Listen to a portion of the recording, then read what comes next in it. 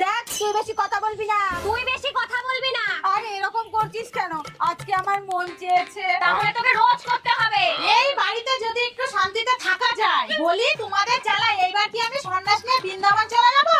মা দেখুন না, আজকে আমি একটু রান্না করতে চাইছিলাম, ও আমাকে রান্না করতে দিচ্ছে না। আমি কত কষ্ট করে ইউটিউব দেখে মাংস রান্না করাটা শিখেছি। বড় বৌমা আজকে ও রান্না করবে, তুমি আমার সাথে আসো।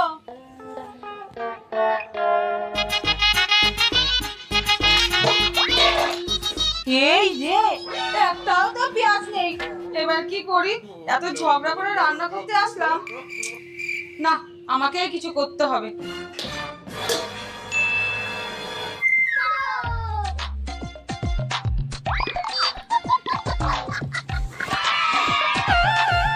আরে এই তো পেয়েছি মুরগি।